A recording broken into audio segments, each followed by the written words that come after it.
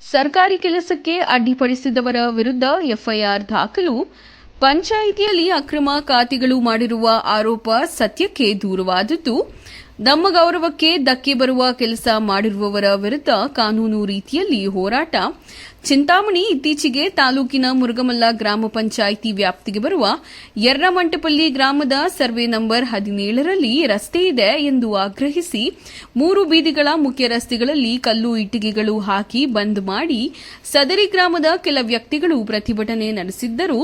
ಇನ್ನು ಅದೇ ವೇಳೆ ಸ್ಥಳಕ್ಕೆ ಭೇಟಿ ನೀಡಿದ್ದ ಗ್ರಾಮ ಪಂಚಾಯಿತಿ ಅಭಿವೃದ್ಧಿ ಅಧಿಕಾರಿ ವಿ. ಸುರೇಶ ಹಾಗೂ ಅಧ್ಯಕ್ಷರನ್ನು ಅವಾಚ್ಯ ಶಬ್ದಗಳಿಂದ ನಿಂದಿಸಿ ಸರ್ಕಾರಿ ಕೆಲಸಕ್ಕೆ ಅಡ್ಡಿಪಡಿಸಿದ್ದಾರೆಂದು ಆರೋಪದ ಮೇರೆಗೆ ಹನ್ನು ಹಾಗೂ ಮಗ ರೋಹಿತ್ ಮತ್ತು ರಿಯಾಜ್ ಎಂಬುವರ ವಿರುದ್ಧ ಕೆಂಚಾರ್ಲಹಳ್ಳಿ ಪೊಲೀಸ್ ಠಾಣೆಗೆ ದೂರು ನೀಡಿದ ಪ್ರಕರಣ ದಾಖಲಾಗಿದೆ ಎಂದು ಗ್ರಾಮ ಪಂಚಾಯಿತಿ ಅಧ್ಯಕ್ಷರಾದ ಹಾಜಿ ಅನ್ಸರ್ ಖಾನ್ ರವರು ಇಂದು ಮಾಧ್ಯಮದವರೊಂದಿಗೆ ವಿವರಿಸಿದರು.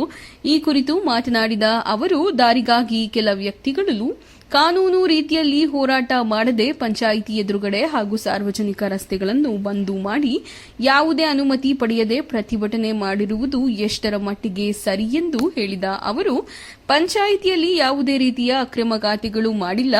ನಮ್ಮ ಮೇಲೆ ಮಾಡಿರುವ ಆರೋಪ ಸತ್ಯಕ್ಕೆ ದೂರವಾಗಿದೆ ಎಂದು ಹೇಳಿದರು.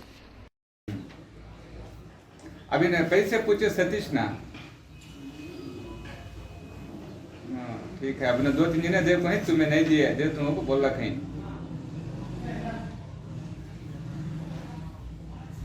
और में गलाटे के फैले। अच्छा बाबू फिर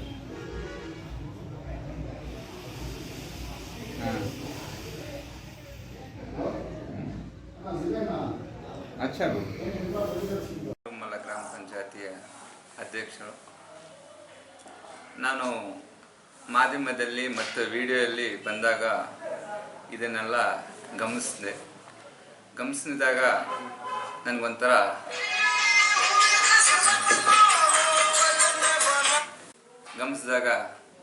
ನನಗೂ ಒಂದು ಮನಸ್ಸಿಗೆ ನೋವಾಯಿತು.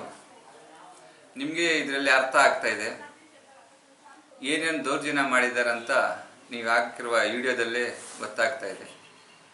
ಸರ್ಕಾರಿ ದಾರಿಗಳು 3 ದಾರಿಗಳನ್ನು ಅಗೆದು ಚಪ್ಪಡಿಗಳು ನಾಟಿ ಕಂಬಿ ಕಟ್ಟಿ ಬೇರೆಯವರಿಗೆಲ್ಲ ಸಾರ್ವಜನಿಕ ತೊಂದರೆ ಮಾಡಿದ್ದಾರೆ.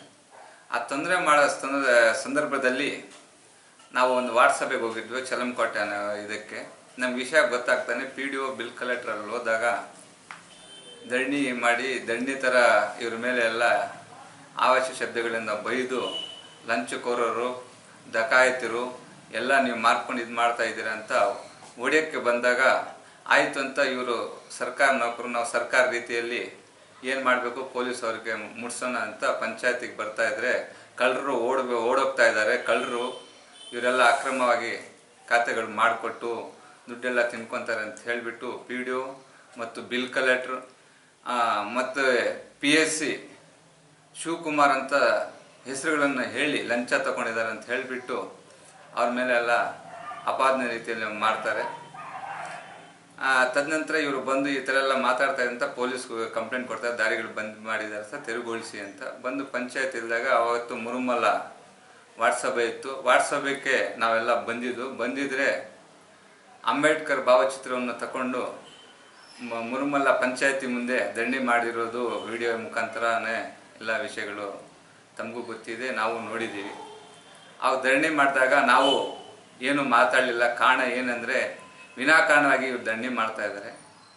ಇದು ಅಂಬೇಡ್ಕರ್ ಭಾವಚಿತ್ರ. ಅಂಬೇಡ್ಕರ್ ಅವರು ನಮ್ಮ ಸರ್ಕಾರದ ಸೊತ್ತು, ಅವರು ನಮ್ಮ ಸಂವಿಧಾನದ ಶಿಲ್ಪಿ. ನ್ಯಾಯ ಎಲ್ಲರಿಗೂ ಒಂದೇ ಅಂತ ನಮ್ಮ ಸಂವಿಧಾನ ರಚನೆ ಮಾಡಿರೋರು. ಇದು ಅನ್ಯಾಯವಾಗಿ ಇವರು ದೌರ್ಜನ್ಯವಾಗಿ ಮಾಡ್ತಾ ಇರೋರೆಲ್ಲ ಈ ಕೆಲಸ ಪರ್ಮಿಷನ್ ತಗೊಂಡೇ ಮಾಡಿರೋದು ಎಷ್ಟು ಮಟ್ಟಿಗೆ ಸರಿ ಅಂತ ತಾವು ಯೋಚನೆ ಮಾಡಬೇಕಾಗುತ್ತೆ. ನಾವು ಆ ಸಂದರ್ಭದಲ್ಲಿ ನಾವಾಗಲಿ ಬೇರೆಯವರೇ ಅವ್ರು ಮಾಡಿರುವ ಧರಣಿ ಕೂಗಿ ಅವರೆಲ್ಲ ನಮ್ಮ ಮೇಲೆ ಎಲ್ಲ ಬೈದಿರೋದನ್ನು ನೋಡಿಕೊಂಡು ನಾವೇನ ಗಲಾಟೆ ತೆಗೆದಿದ್ರೆ ಆವಾಗ ಅಂಬೇಡ್ಕರ್ ಭಾವಚಿತ್ರಕ್ಕೆ ಅಪಮಾನ ಆಗ್ತಾ ಇತ್ತು.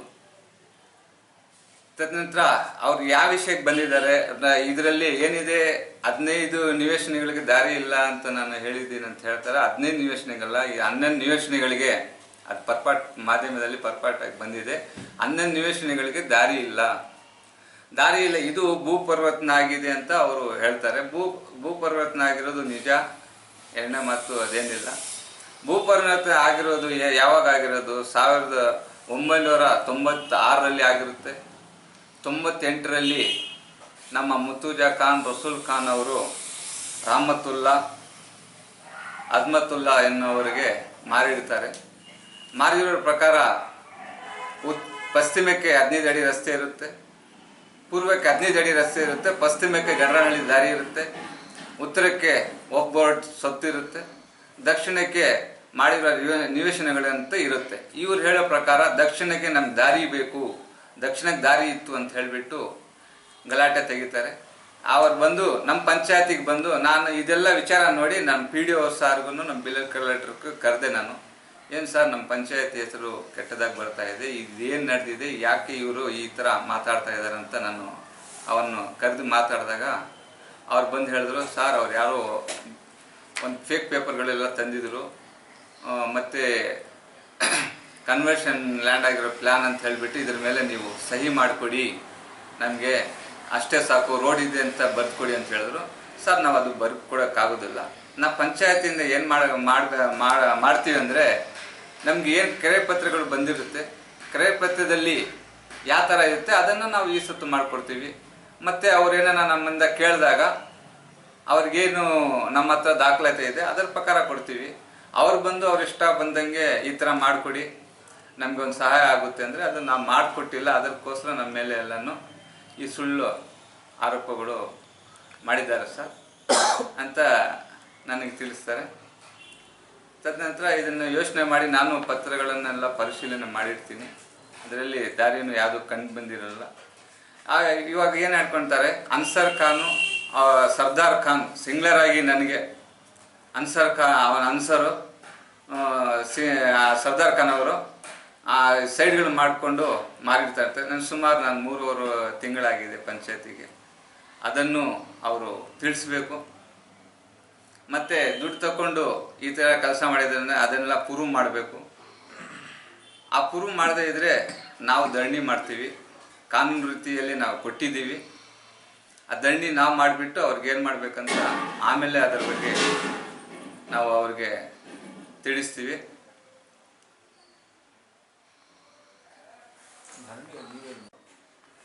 PSC ಶಿವಕುಮಾರ್ ಅಂತಾನೆ ಹೇಳ್ತಾರೆ, ಲಂಚ ತಗೊಂಡಿದ್ದಾರೆ ಅಂತ ಅವ್ರ ಮೇಲೆ ಅಪಮಾನ ಮಾಡ್ತಾರೆ, PDO ಮೇಲೆ ಮಾಡ್ತಾರೆ, ಬಿಲ್ ಕಲೆಕ್ಟರ್ ಮೇಲೆ ಮಾಡ್ತಾರೆ. ನಾನು ಒಂದು ಅಧ್ಯಕ್ಷನಾಗಿದ್ದೀನಿ, ನನ್ನ ಕೂದಲು ಬಿಳಿ ಆಗಿರೋ ಅಷ್ಟು ವಯಸ್ಸು ಅವನಿಗಿಲ್ಲ, ನನ್ನ ಸಿಂಗ್ಲರ್ ಆಗಿ ಅನ್ಸರ್ ಅಂತ ಮಾತಾಡ್ತಾನೆ ಅವನು. ದಾಖಲಿಸಿದ್ವಿ, FIR ಆಗಿದೆ. ಆ FIR ಥರ ಅವರು ಗೌರ್ಮೆಂಟ್ ಸರ್ಕಾರಿ ಕೆಲಸಕ್ಕೆ ಏನು ಅಡ್ಡಿ ಮಾಡಿದ್ದಾರೆ, ಆ ಕಾನೂನು ರೀತಿಯಲ್ಲಿ ಅವರು ಕ್ರಮ ಜರುಗಿಸಿದ್ರೆ ನಾವು ಮುಂದೆ ನಮ್ಮ ಸಿಬ್ಬಂದಿ, ನಮ್ಮ ಪಂಚಾಯತಿ ಅಫಿಷಿಯಲ್ಸ್ ಎಲ್ಲ ಸೇರಿ ಒಂದು ದಂಡಿ ಮಾಡ್ತೀವಿ. ಅವರು ಮಾಡಿರುವ ಕೆಲಸಗಳ ಪ್ರಕಾರ ನಮಗೆ ಸರ್ಕಾರಿ ಕೆಲಸಕ್ಕೆ ಅಡ್ಡಿ ಮಾಡಿದ್ರು ಅಂತ ನಾವು ಕಂಪ್ಲೇಂಟ್ ಕೊಟ್ಟಿದ್ದೀವಿ. ಕಂಚಹಳ್ಳಿಗೆ ಸರ್ಕಾರಿ ಕೆಲಸ ನೀವು ನೋಡ್ಕೊಳ್ಳಿ, ನಮ್ಮ ವಾಟ್ಸಪ್ ಇತ್ತು ಮುರುಮಲಾದ ಅವತ್ತು ಚಲಮಕೋಟೆ ವಾಟ್ಸಪ್ ಮುಡ್ಸ್ಕೊಂಡು ಬಂದಿರೋದು. ವಾಟ್ಸಪ್ ಮುರುಮಲಾದು ನಾವು ಪಂಚಾಯತಿಯಲ್ಲೇ ಹಮ್ಮಿಕೊಂಡಿದ್ವು. ಆವಾಗ ನಮ್ಮ ಬಾಗಿಲಿಗೆ ಭಾವಚಿತ್ರ, ಅಂಬೇಡ್ಕರ್ ಭಾವಚಿತ್ರವನ್ನು ತಗೊಂಡು ಇದು ಮಾಡಿಕೊಂಡು ಧರಣಿ ಎಲ್ಲ ಮಾಡಿದ್ರು.